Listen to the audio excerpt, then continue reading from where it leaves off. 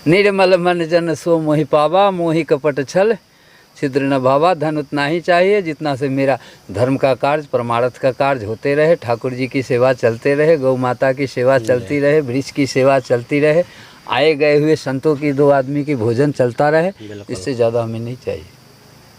जय श्री राम दोस्तों, मैं राजकुमार आपका स्वागत करता हूं आपके अपने YouTube चैनल संत रमन में। और ये बहुत ही बीहड़ जंगल है, जैसे कि आप लोग रास्ते में देखे होंगे कितना बीहड़ जंगल इलाका है। और ये बीहड़ जंगलों के बीच में महाराज जी ये दिव्य कुटिया बनाए हुए हैं। आप देख रहे होंगे चारों तरफ ये दिव्य आश्रम है। महाराज जी यहाँ पे फूल वगैरह लगाए हुए हैं। आप लोग देखिए कितना सुंदर बगीचा तैयार किए हैं। अच्छा, और भैया कुछ यहीं के हैं गांव के निवासी। तो महाराज जी आप यहाँ कैसे रह रहे हैं? यहाँ मैं सेवा गौ सेवा करता हूँ। गौ है। अच्छा, गौशाला। गौशाला है। गौशाला है। हाँ, गौ की चारा पानी सब कर रहा हूँ। अच्छा, और महाराज ये वृक्ष लगे हुए हैं, ये नए तैयार किए हैं, किस चीज़ के हैं? ये हर चीज़ है। यहाँ देखो समी का पेड़ है, और आम, नींबू, बरम बाबा, और फूल पूजे वाले देखो तुलसी। जी जी जी। सब चीज़ है। तो महाराज जी ये संत जो हैं रहते हैं, इनकी क्या महिमा है, बता पाएंगे? इनकी महिमा भगवान जानता है। 4 घंटे तो पूजा करते हैं। सिद्धि बाबा है। अच्छा। आओ बढ़िया बाबा, बहुत दिलदार आदमी। जी जी जी। हाँ, तब आए जंगल में टिका। जैसे कि बता रहे हैं अंकल जी बहुत ही सिद्ध संत हैं। अभी हम लोग चलेंगे, आपको संत भगवान के दर्शन करवाएंगे, उनका सत्संग करेंगे। 14 साल हो गए। 14 साल ये बीहड़ जंगल में रह रहे हैं। 14 साल पहले तो महाराज जी कुछ ना रहा होगा कोई है। अपने से अब तो मशीन हो गई। हाँ। नहीं, पहले गगरा में बाल्टी में। अच्छा, बाबा नदी से लाते थे पानी। आप तो मशीन है तो फिट कर देते हैं। जी जी। द्वारा सगले नचा देते। हाय दोस्तों, चलते हैं महाराज जी के, आपको दर्शन करवाते हैं। और ये आपको गाड़ी दिख रही होगी, कोई भक्त आए हैं, इन्हीं की गाड़ी है। ये चारों तरफ देख सकते हैं बहुत पुराना वृक्ष है। यहाँ वृक्ष के नीचे मौनी बाबा रहते हैं, वो अभी बोलेंगे नहीं, उनका भी आपको सत्संग करवाते हैं, दर्शन तो आपको करवाएंगे हम लोग। और ये संत भगवान के पास चलते हैं।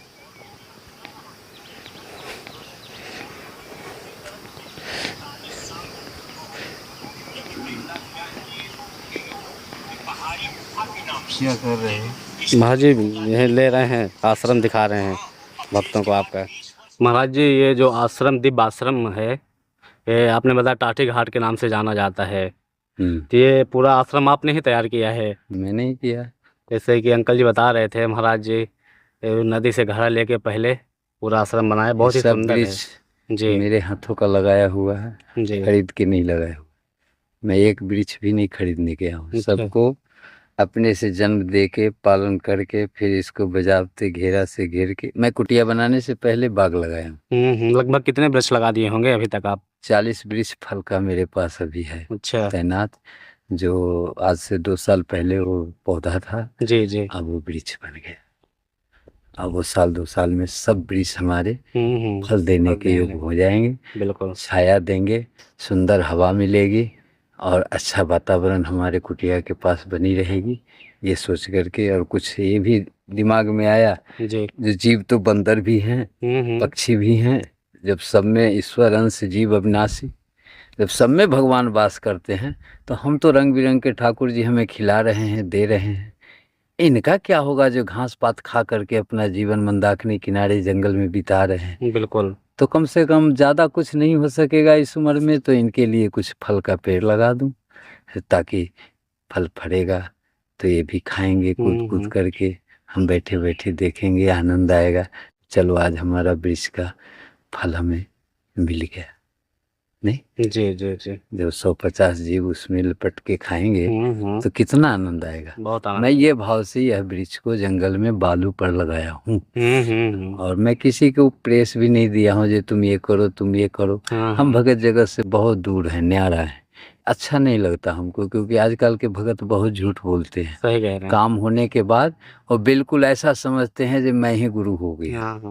और आजकल तो ये भी देखता हूँ ऐसा वीडियो बनाने के स्थिति में ये सब चीज़ की जानकारियाँ हुई, ये क्या भाव है लोगों में, भक्तों में, संतों के प्रति, भगवान के प्रति।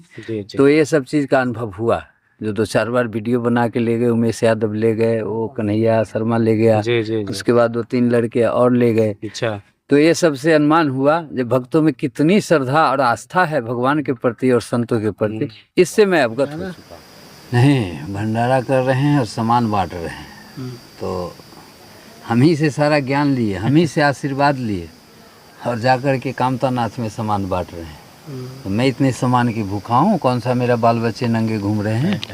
ऐसी धन मैं नहीं लेता, ऐसे आदमी के भाव में मैं नहीं आता, चाहे वो राजा हो और चाहे वो प्रधानमंत्री क्यों ना हो। हमको क्या किससे लेना है, हमको भारत सरकार देती है क्या भोजन, अपने कर्मों से खाता हूँ।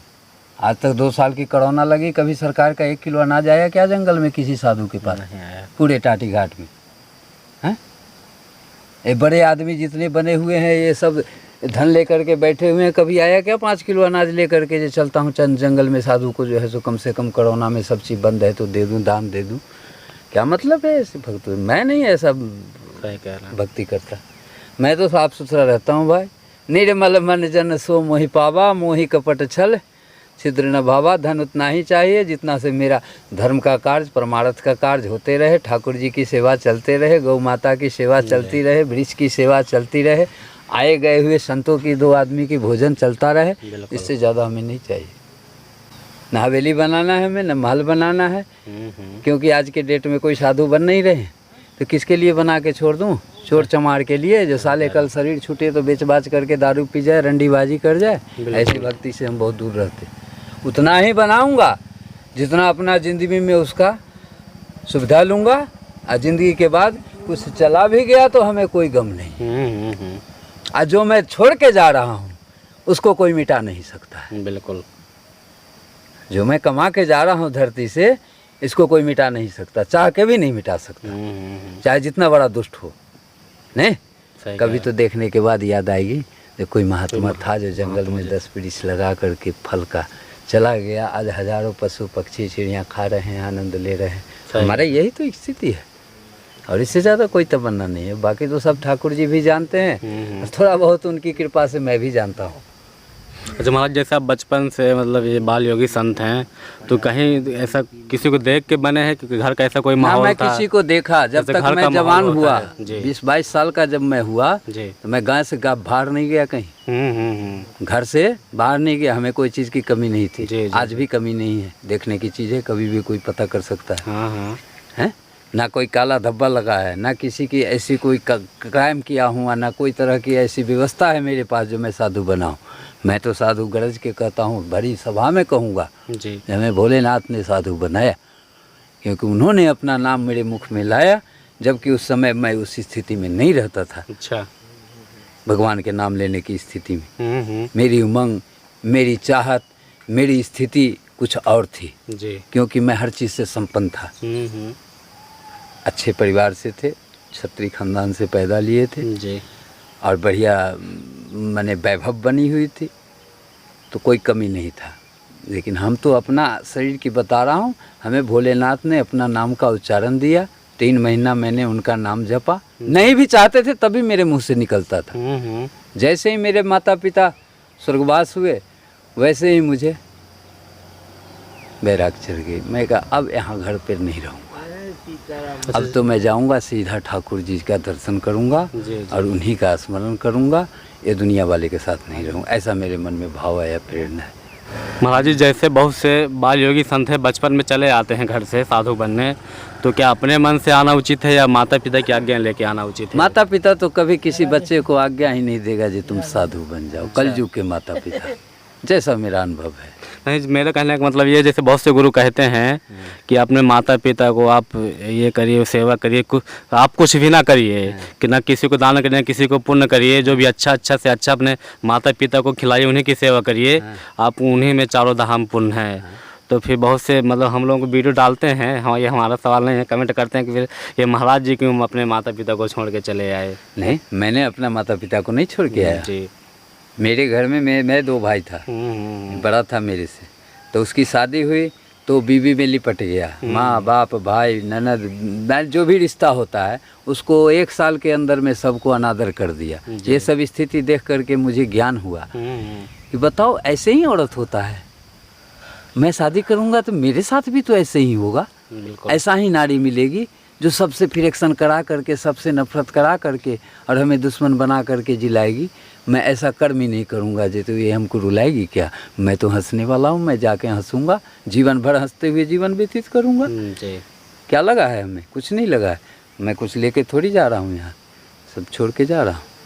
आनंद करो, हमें कोई ज़रूरत नहीं है। कभी आऊँ घूम के तो मुझे ऊपर से 10 गाली देना, 2-4 थप्पड़ भी मारना। ये साधु बनने गया था, अब क्यों आया, कभी जीवन में नहीं आऊँगा, क्योंकि हमको भोलेनाथ ले जा रहे हैं। भोलेनाथ ने अयोध्या पहुँचाया, 10 साल अयोध्या रहा। हनुमान जी ने डायरेक्ट, हमारी इच्छा हुई वहाँ से जो मैं चित्रकूट ही जंगल में अगर जाके भजन करूँ तो मेरा जीवन स्वर्थ हो जाएगा, ऐसा मन में भाव आया।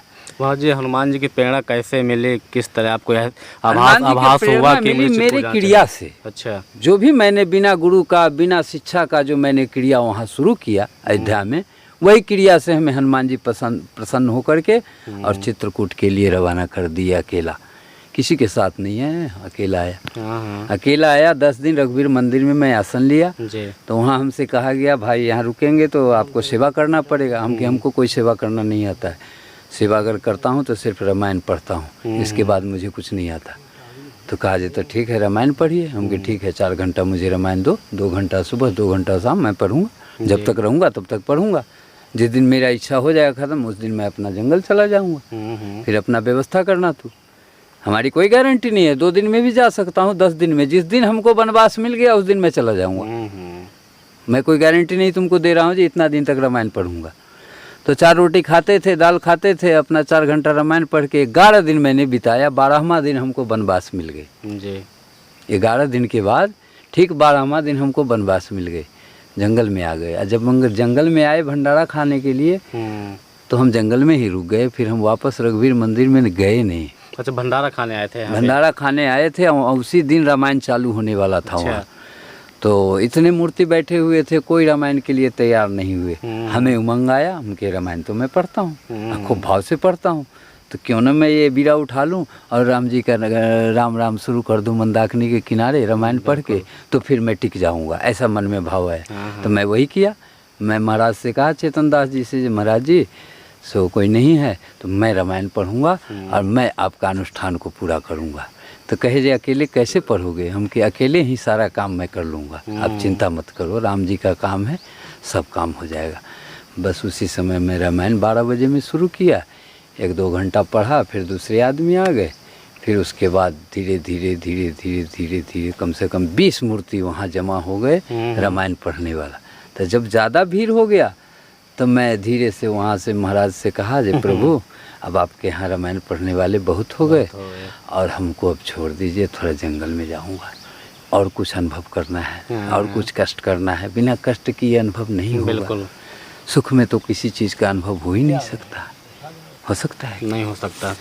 तो फिर मैं वहाँ से अपना आसन उठा के चल दिया। आगे एक बट वृक्ष है, राधे श्याम की कुटिया है जी, वहाँ पे मैं दोनों साथ में 4 साल रहा, कच्ची कुटिया में। नीचे ही बिस्तर आसन लगाते, आज भी नीचे सोता हूँ। तखत तो 2-2 लगी है मेरे जी, लेकिन मैं ऊपर नहीं सोने की इच्छा करती है, मन नहीं मानता है। नीचे ही बड़ा आनंद मिलता है। रात को भी बाहर ही सोता हूँ अकेला, पूरा गर्मी बाहर ही सोया हूँ, कहीं कोई तरह की डर भय नहीं। अरे जब हर जीव में भगवान की बात है तो फिर डरना काहे का है? सही कह रहे हैं। डर तो उसे लगेगा ना जो गलत करेगा। बिल्कुल, हम तो कोई गलत कर नहीं रहे हैं, तो हमको डर काहे का है? सांपा बिच्छी या कीड़ा मकोड़ा, शेर से या चीता से या माने कोई भी जीव खतरनाक से हमको कोई मतलब नहीं उससे। तो महाराज रामायण में कोई ऐसा श्लोक, ऐसा कोई दोहा जिससे हम लोगों को कुछ सीख मिले, कोई बताइए, सुनाइए। क्या रामायण की तो सब चौपाई, सब मंत्र हैं, सब दोहा मंत्र हैं, सब सोरठ मंत्र हैं, सब छंद मंत्र हैं। रामायण का भी पढ़ो तो बहुत सारे ऐसे मन के अनुकूल चौपाई मिलेंगे जो एक भी चौपाई अगर उसको ग्रहण कर लो तो जीवन में ज्योति जल जाएगी और भगवान का सद्मार्ग का मंजिल नज़दीक हो जाएगी। एक भी चौपाई अगर ग्रहण करके उसका अध्ययन करो, स्मरण करो तो जीवन की भवसागर पार लग जाएगी। अब प्रभु कृपा करो यही भांति, सब तजी भजन करहु दिन राति। नहीं, सीता राम चरण रति मोरे, अनुदिन बढ़ऊ अनुग्रह तोरे। इससे ऊंचा कोई शब्द ही नहीं हमको रामायण में दिखता है। हाँ, ऐसे तो चौपाइयाँ एक नहीं 12 से 45 हैं पूरी रामायण में, लेकिन सबसे सुंदर चौपाई हमको संपुट में यही लगता है। और इसी का नाम लेकर के मैं सब दिन रामायण पढ़ता था, हर दिन 2 घंटे रामायण पढ़ता था। लेकिन जब से मेरे पास कामधेनु गाय आ गई तब से हमको समय थोड़ा कम मिलने लगा, तो उसका अध्ययन थोड़ा कम हो पाता है, समय नहीं मिलता है। सेवा में लगे रहते हैं। क्योंकि 4 बजे सुबह उठता हूँ तो 12 बजे मैं कुटिया से बाहर निकलता हूँ सेवा करके। 2 4 5 मूर्ति ऐसे ही जैसे दिख रहा है ऐसे ही नित आते जाते रहते हैं, उनके आशीर्वाद मिलता रहता है संत भगवान का, हमें सेवा करने की मौका मिल जाता है, तो समय बहुत अच्छा से दिनचर्या कट जाती है। अच्छा महाराज जी, आपको बहुत से भक्त देखते हैं हमारे चैनल के माध्यम से, तो उनके लिए क्या सीख देंगे?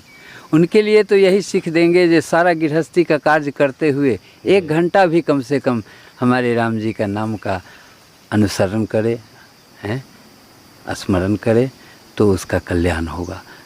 24 घंटा में 1 घंटा तो हमारे प्रभु के लिए दे दें, जिन्होंने उतनी सुंदर शरीर बना के इस धरती पर भेजा है, हैं, सिर्फ भोग और विलास और भोजन के लिए नहीं भेजा है, भजन करने के लिए मनुष्य शरीर मिला है जी। हाँ, चाहे कोई भी हो, गरीब हो अमीर हो, गरीब अमीर आदमी अपने कर्मों से होते हैं। भगवान किसी को गरीब अमीर नहीं बनाते, भगवान ने जातिवाद को नहीं बांटा है।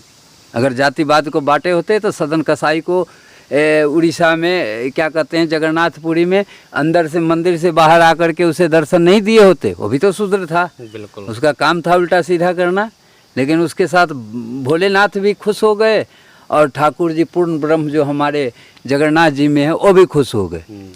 गया दर्शन करने तो उसे मंदिर में ढुकने नहीं दिया गया, कहा तू शूद्र है, बाहर से दर्शन कर, अंदर मत जाना। जैसे इंदिरा गांधी को कहा गया था कि तुम मुस्लिम हो, तुम मंदिर के अंदर नहीं जा सकती, और उस समय पीएम थी वो, लेकिन उसकी कुछ नहीं चली, नहीं गया मंदिर में। कहा नहीं, मैं आप लोगों का आज्ञा का पालन करूंगा कि पूर्ण ब्रह्म का ये स्थान है, मैं यहाँ पे कोई पावर यूटिलाइज नहीं करूंगा। तो नहीं गए, लेकिन सदन कसाई भी नहीं गया, तो गेट पर से ही भगवान से अपना मन ही मन विनती करके वापस होने लगा। तो जगन्नाथ जी से नहीं देखा गया, तो वो स्वयं उठ करके आए बाहर, कहे भक्त रुक, दर्शन करके जा। अगर भगवान को अगर जाति से भेदभाव होता तो कसाई को दर्शन देने नहीं उठ के आते। बिल्कुल। तो ये सब चीज़ें देख करके मनुष्य को ज्ञान के लिए ही ये सब चीज़ दिखाया गया है और किया गया है, ताकि अगले को ज्ञान हो, विश्वास हो, अब भरोसा हो भगवान के ऊपर। भगवान सर्वदा ही सबके हृदय में वास करते हैं।